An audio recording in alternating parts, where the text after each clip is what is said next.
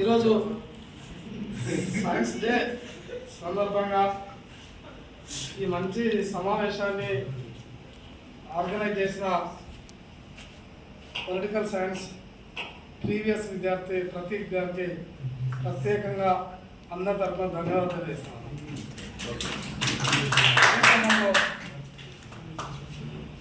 Science అంటే మనకు తెలుసు, మూఢనమ్మకాలకు వ్యతిరేకమైనది సైన్స్. కానీ మూఢనమ్మకాలు అనేది మనందరి రక్తంలో ప్రవహిస్తూ ఉన్నది. మీ రక్తంలో, ప్రతి ఒక్కరి రక్తంలో మూఢనమ్మకాలు ప్రవహిస్తూ ఉన్నాయి. ఆ మూఢనమ్మకాలను మీరు బయటికి ప్రారంభించే తప్ప ఈ సైన్స్ డే చేసుకోవడంలో అర్థం ఉండదనే విషయాన్ని మీరు గమనించాలి. అదే క్రమంలో మనం ఎవరైతే మతం అనేది మార్గంలో చూసుకోవాలి. ఏ మతమైనా కూడా మానవాళికి మంచి చేయమని చెప్తుంది. ఏ మతమైనా కూడా కరుణ, ప్రేమ, దయ. అది ముసల్మాన్ కావచ్చు, క్రిస్టియన్ కావచ్చు, హిందూ మతం కావచ్చు. ప్రధానంగా ఈ మూడు మతాలు. ఇక్కడ షార్ట్ లైఫ్ ఉంది, స్వర్గంలో ఎక్కువ జీవితం ఉంటుంది. కాబట్టి ఇక్కడ మనం పుణ్యకార్యాలు చేస్తే స్వర్గంలో మంచి జీవితం లభిస్తుంది అని మూడు మతాలు చెప్తాయి.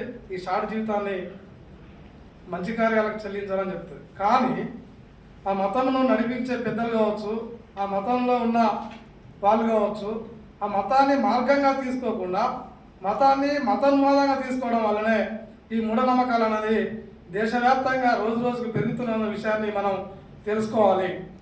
ఎగ్జాంపుల్ హిందూ మతం చూడండి. నాట్ ఓన్లీ హిందూ మతాన్ని ముందు హిందూ మతం గురించి చెప్తా ఉన్నా. హిందూ మతంలో అనేక మూఢనమ్మకాలు, అసమానతలు, అణిచివేత, అంటరానితనం ఇవన్నీ ఉండడం వల్ల, ఈ మూఢనమ్మకాల వల్ల అంబేద్కర్ ఒక మాట చెప్పిండు, హిందూ మతం గొప్ప మతం అని చెప్పిండు. కానీ బంగారం లాంటి హిందూ మతానికి చిలుము అనేది పట్టింది, చిలుము అనే అంటరానితనం పట్టింది. ఆ అంటరానితనం అనే చిలుమును ఎప్పుడైతే తీసేస్తారో ఈ హిందూ మతం ప్రపంచంలోనే గొప్ప మతం అవుతుందని చెప్పడం జరిగింది డాక్టర్ బాబాసాహెబ్ అంబేద్కర్.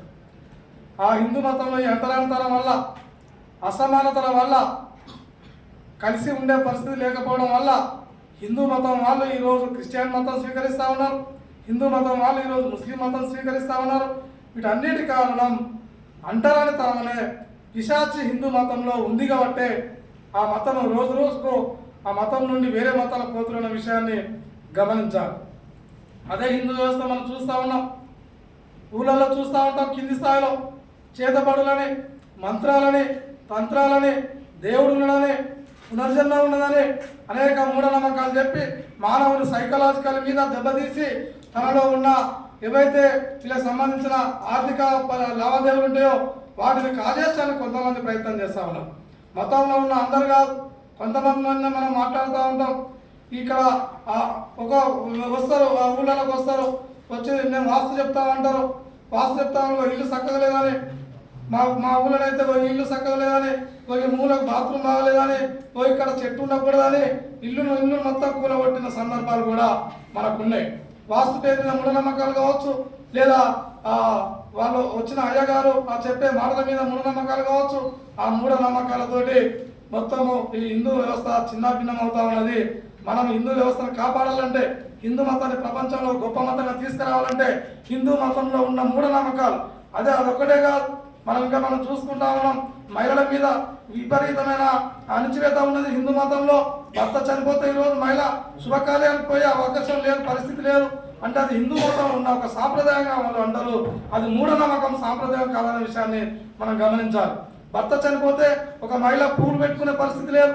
భర్త చనిపోతే ఒక మహిళ ఒక ఎంగేజ్మెంట్కో లేదా ఒక వేరే శుభకార్యాలకో పెళ్లికో పోయి ముందర కూర్చునే పరిస్థితి లేదు. అంటే ఇదంతా ఏంటిది?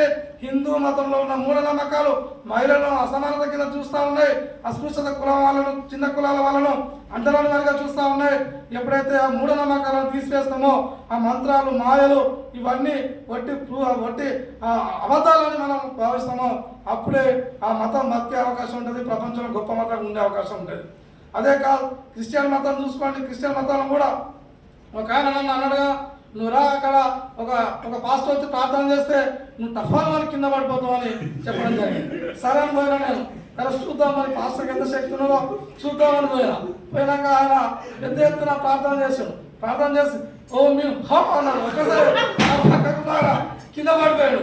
నేను కింద పడుతున్నా ఆనే చూస్తాను అంటే సైకలాజికల్గా దెబ్బయిస్తాను. ఆ సైకలాజికల్గా దెబ్బ చేసి ఏసు రక్తం అంటారు. ఇక నూనె తీసుకొస్తారు. ఆ నూనె మార్కెటింగ్ చేస్తారు. మార్కెటింగ్ చేసి బాటిల్లో నింపుతారు. ఆయిల్ నింపి ఆ ఆయిల్ తీసేసుకొని ఇట్లా బాడీ చేతిలో కాళ్ళకి రాసుకుంటారు. ఏంటిదా ఇది నూనె రాసుకుంటారు అనవసరంగా అంటే ఇది ఏసు రక్తం ఇది రాసుకుంటే మనకు పెద్ద ఎత్తున లాభాలు జరిగితే మనం ఏదనుకుంటారు అవుతుందని అట్లా ఒక మతంలో అక్కడ ఉన్న కొంతమంది నీతి నిజాయితీగా దానికోసం పనిచేస్తూ ఉన్నారు. కొంతమంది పాస్టర్లు మాత్రం మూఢనమ్మకాలు అవుతారు. మొన్న మనం చూసినాం మన హైదరాబాద్లో ఒక ఆయన చనిపోయిన ఒక అమ్మ చనిపోతే ఆ పాస్టర్ ఏం చేసిందంటే తప్పనిసరి లేస్తుంది ఈ శవం లేస్తుందని 4-5 రోజుల నుంచి ఆ శవాన్ని అక్కడ పెట్టి పాస్టర్ ప్రార్థన చేసుకుంటున్నాడు. యేసుక్రీస్తు బతికిస్తాడు, యేసుక్రీస్తు ఈ శవాన్ని పునర్జన్మ తీసుకొస్తాడని 4-5 రోజులు అట్లనే ప్రార్థన చేస్తుంటే అది శవం కుళ్ళిపోయింది. పోలీసులకు తెలిసింది. వెంటనే వాళ్ళు అరెస్ట్ చేసి తీసుకుపోయి దానం చేసిన పరిస్థితి. అంటే ఇది ఈ రకంగా మూఢనమ్మకాలు ఉండడం వల్ల ఒక మతమనే కాదు అన్ని మతంలో ఈ మూఢనమ్మకాల వల్ల ఈరోజు సమాజం చిన్నాభిన్నమవుతుందన్న విషయాన్ని మనం గమనించాల్సిన నేను తెలియజేస్తా ఉన్నాం. అదే ముస్లిం మతం కూడా చూడండి.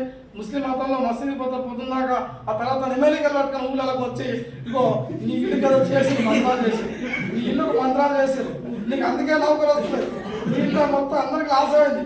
నీ ఇంట్లో ఫలాని దశకున్న వాళ్ళు నీకు మంత్రాలు చేస్తారు. అందుకని గవర్నమెంట్ నౌకలు వస్తున్నారు. గవర్నమెంట్ నీకు బాకీ ఉన్నది కానీ నీకు వస్తలేదు. అది చేయాలంటే మాత్రం తాయితాల యంత్రాలు కట్టాలి. ఆ యంత్రాలు కట్టడానికి 10,000-20,000 అయితే ఇది ఇస్తేనే కడతానని వాడు చెప్పడానికి ప్రయత్నం చేస్తాడు. ఆ డబ్బులు మన దగ్గర కాల్ చేస్తాడు. ఇది మూఢనమ్మకం. మా ఊళ్ళు ఇట్లే నడిచింది. ఒక ఆయన వచ్చాడు పెద్ద ఎత్తున తిరుపతి అక్కడిక్కడ తిరిగి వచ్చినా నాకు పెద్ద శక్తులు ఉన్నాయి. ఇగో ఈ ఇల్లును బాగా చేయాలి. వీళ్ళు ఇల్లు మంత్రాలు చేసారు.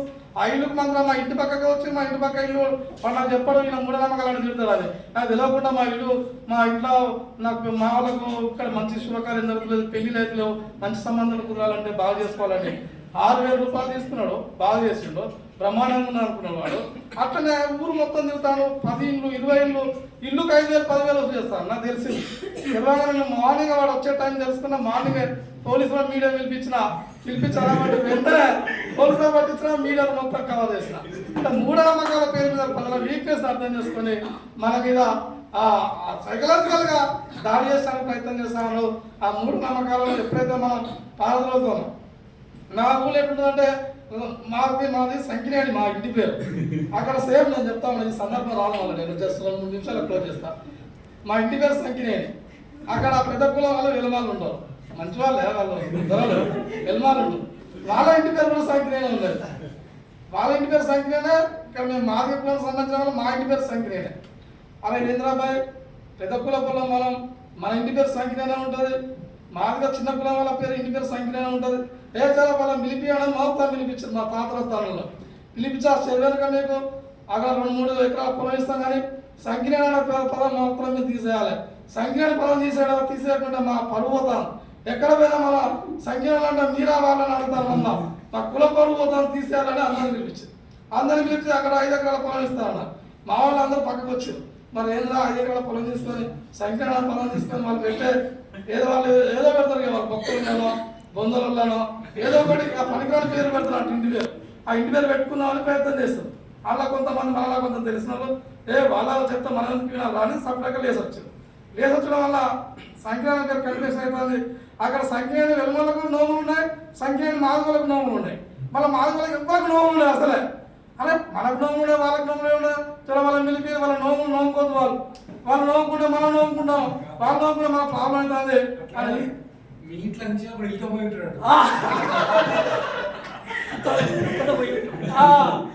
అదేదో జరిగింది. మాకు నోములు ఉన్నాయి, మేము నోముకున్నాం, ఎల్లు నోముకోడు. అరే ఇంత ఇబ్బంది అవుతుంది.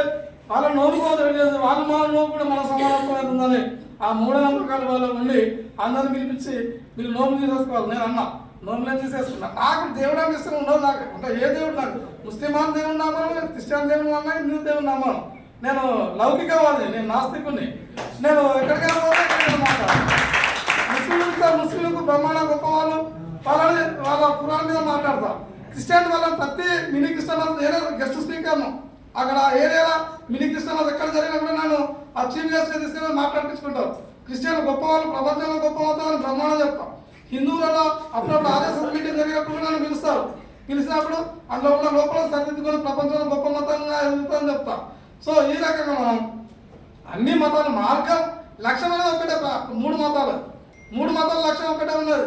మనం ఇక్కడ మంచి చేయాలా, చనిపోయాక మనకు స్వర్గం వస్తుందని 3 మతాల లక్ష్యం ఒకటే ఉన్నది.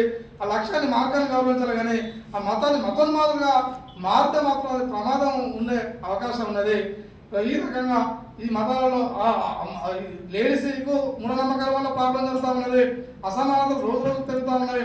భారతదేశంలో ఈ మతోన్మాదాన్ని ఎప్పుడైతే మనం కట్టడి చేయగలుగుతామో, ఈ మతోన్మాదాన్ని మొత్తం కూకటి వెళ్ళతో పీకేయగలుగుతామో అప్పుడే ఒక మంచి సమాజం, టెక్నాలజీ గల సాంకేతిక సమాజం వస్తున్న విషయాన్ని గమనించాలి. ముఖ్యమంత్రి అయినా మనకు గెలిచిన తర్వాత మంచి ముహూర్తం చూసుకొని వాళ్ళు ప్రమాణ స్వీకారం చేస్తారు. లేదా తిరుపతి వచ్చినాక ప్రమాణ స్వీకారం చేస్తారు. ఎమ్మెల్యే గారు, ప్రైమ్ మినిస్టర్ కానీ, సర్పంచ్ గెలిచినా కూడా ప్రమాణ స్వీకారం చేస్తారు. హెడ్షిప్ వచ్చినా కూడా మంచి రోజు చూసుకొని జాయిన్ అవుతారు. మీరు చూస్తారు ఎక్కడైనా కూడా హెడ్షిప్ వచ్చినా మంచి రోజు, మాకు హెడ్షిప్ రాగానే మేము 2 రోజులు చేయను, మంచి రోజు ఇంట్లో మాకు ఏమి ఉండదు. సో ఈ రకంగా మూఢనమ్మకాలు అనేది ప్రతి వ్యక్తిలో తెలుగు గ్రామాలకు ఇప్పటి వరకు కూడా దళితులకు పోయి కొంతమంది చెయ్యి అన్నం తినే పరిస్థితి లేదు. చాలా ఊళ్ళలో, మా ఊళ్ళో ఉన్న వేరే ఊళ్ళలో ఎందుకు దళితులకు మా ఇంట్లో ఏదైనా పెళ్లి జరుగుతుంది. పెళ్లి జరిగితే మా ఇంటికి వచ్చి బీసీలు కానీ ఓసీలు కానీ అన్నం తినే పరిస్థితి లేదు. అంటే ఏంటో అది మూఢనమ్మకం. భారతదేశం ఇంత టెక్నాలజీ పెరుగుతా ఉంది, బ్రహ్మాండంగా ఉన్న టెక్నాలజీ, ప్రపంచంలోనే గొప్ప దేశంగా విశ్వగురుగా ఎదుగుతూ ఉన్నది. నీ ఊళ్ళోనే నీకు సమానత్వం లేదనే విషయాన్ని మీరు గమనిస్తలేరు. ఊళ్ళలోనే సమానత్వం లేదు. ఇప్పటి వరకు కూడా చాలా ఊళ్ళల్లో దళితులలోకి వచ్చి బీసీలు అన్నం తినలేరు, దళితులలోకి వచ్చి ఓసీలు అన్నం తినలేరు. అంతెందుకు బీసీలలో ఉన్న చిన్న కుల దగ్గరికి బీసీలలో ఉన్న కొంత ఫార్వర్డ్ కులం వాళ్ళు వచ్చి సమానంగా చూసుకుంటలేరు, వాళ్ళ ఇళ్ళకి వచ్చి కార్యాలు చేసుకుంటారు. మీరు బీసీలలో మనం 130 దాకా కులాలు అనుకుంటే మనం చెప్పుకున్నాడు, ఒక కుల ఒక మంగళైన బీసీ గౌరవం చేసుకునే పరిస్థితి లేదు, ఒక పద్మశాలి పోయి ఒక వడ్లాయనం చేసుకునే పరిస్థితి లేదు, ఒక గోల్డ్ స్టిక్ పోయి కమలం చేసుకునే పరిస్థితి లేదు. అంటే బీసీలు పేరు బీసీలో ఉన్నాం, ఒక కులానికి ఒక కులం సంబంధం లేదు. ఎస్సీలలో 59 కులాలు ఉన్నాయి. మేము 59 కులాలలో డక్కల పిల్లను మాదిగోలు చేసుకునే అవకాశం లేదు, మాలోల పిల్లను వేరే వాళ్ళు చేసుకునే అవకాశం లేదు, ఆదివాసులు చేసుకునే అవకాశం లేదు. ఇట్లా ఒక కులానికి ఒక కులం సంబంధం లేదు. అట్లా ఓసిలలో కూడా రెడ్డోల పిల్లను ఎలుమలు చేసుకోరు, ఎలుమల అబ్బాయిని బ్రాహ్మణులు చేసుకోరు, బ్రాహ్మణుల అబ్బాయిని కమ్మలు చేసుకోరు. ఒక కులం ఒక కులం మూఢనమ్మకాలు. దేశం మొత్తం మూఢనమ్మకాలు కూరుకపోయింది. ఎస్టీలో చూడండి 39 కులాలు ఉన్నాయి. కోయిలను లంబడలు చేసుకుంటారా, లంబడలను ఎరుకలు చేసుకుంటారా, ఎరుకలను చెంచులు చేసుకుంటారా, చెంచులు యానాలను చేసుకుంటారా. ఒక కులానికి ఒక కులం సంబంధం లేదు. ఇది కాదా మూఢనమ్మకాలు? ఎక్కడ భారతదేశం విశ్వగురు అంటారు. మనకన్నా ఇక్కడ ఎన్ని కులాలు ఉన్నాయి, అన్ని కులాలు ఒక కులం ఒక సంబంధం లేదు. మనం ఒక కులానికి ఒక కుల సంబంధం ఉండదా? అంటే మూఢనమ్మకాలు అనేది మన ఇంట్లో, మన ఒంట్లో, మన రక్తంలో ఇంకా ఉండదనే విషయాన్ని మీరు గమనించాలి. నీ ఇంట్లోకి వెళ్ళి మూఢనమ్మకాలు పోయినప్పుడు, నీ ఒంట్లోకి వెళ్ళి మూఢనమ్మకాలు పోయినప్పుడు, నీ రక్తంకి వెళ్ళి మూఢనమ్మకాలు పోయినప్పుడే ఈ దేశంలో సైన్స్ డే అనేది బ్రహ్మాండంగా సైంటిఫిక్గా ఈ దేశం అభివృద్ధి అయితే తప్ప ఈ మూఢనమ్మకాలతో కూరుకుపోయిన ప్రజాప్రతినిధులు కావచ్చు, విద్యార్థుల లోకం కావచ్చు, ఎవరైనా కూడా ఈ మూఢనమ్మకాలు బయటపడాలంటే నిజమైన ఏదైతే ఇప్పుడు చెప్పుకున్నారో మన ఇంట్లో ఉన్న మూఢనమ్మకం బయట తోరాలి, మన ఒంట్లో ఉన్న మూఢనమ్మకం బయట తోరాలి, మన రక్తంలో నిరంతరం ప్రవహిస్తూ ఉన్న కులాల కులాలతో ఆ మూఢనమ్మకం బయట తోరాలి. అప్పుడే నిజమైన సైంటిఫిక్గా ప్రపంచంలో ఈ భారతదేశంలో కులాల అసమానత ఎప్పుడైతే పోతుందో అప్పుడే ఈ భారతదేశం ప్రపంచంలో ఒక గొప్ప టెక్నాలజీ గల విశ్వగురులాగా సైంటిస్ట్ దేశంగా మిగులుతుంది, ప్రపంచంలో గొప్ప దేశం అవుతుంది.